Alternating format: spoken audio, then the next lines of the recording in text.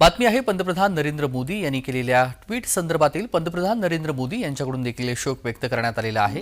भारताने अत्यंत संवेदनशील राजकीय नेता गमावला। सामान्य स्थितीमधून उच्च पदावरती हा पोहोचलेला नेता। सरकारमध्ये त्यांनी विविध पदांवरती कामे केली। भारताचे अर्थमंत्री ते भारताचे पंतप्रधान या सर्व पदांवरती त्यांनी कार्याची छाप उमटवलेली होती। भारतीय जीवनमान उंचावण्यामध्ये त्यांचा महत्त्वाचा वाटा होता। मल्लिकार्जुन खरगे यांनी देखील श्रद्धांजली वाहिली आहे। भारताने दूरदर्शी राजकारणी अभेद अर्थतज्ञ गमावला। भारतीय राजकारणामध्ये दूरदर्शी आणि सचोटीने काम करणारा नेता आपण गमावला।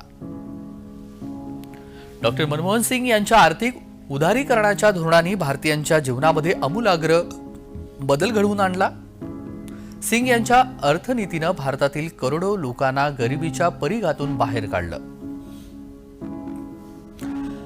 मुख्यमंत्री देवेंद्र फडणवीस यांनी देखील ट्विट केलेले आहे। देशाला प्रशासक अर्थतज्ञ गमावला। विविध भूमिकांमधून त्यांनी देशवासियांना न्याय देण्याचा प्रयत्न केला। अर्थशास्त्राशी संबंधित विपुल लेखन केलं।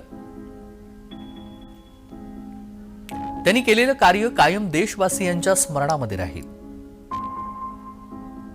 त्यांच्या कुटुंबियांच्या आणि चाहत्यांच्या दुःखामध्ये सहभागी आहे।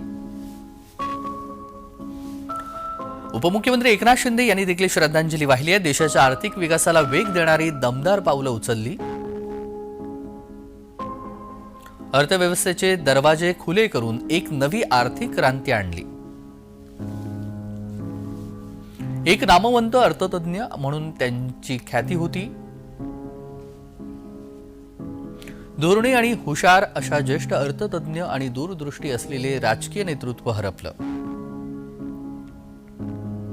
आदित्य ठाकरे यांनी ट्विट केलेलं आहे। भारतीय राजकारणामध्ये सज्जन व्यक्तिमत्वाची दुर्मिळ उदाहरणं आहेत, त्यापैकी डॉक्टर मनमोहन सिंग एक होते।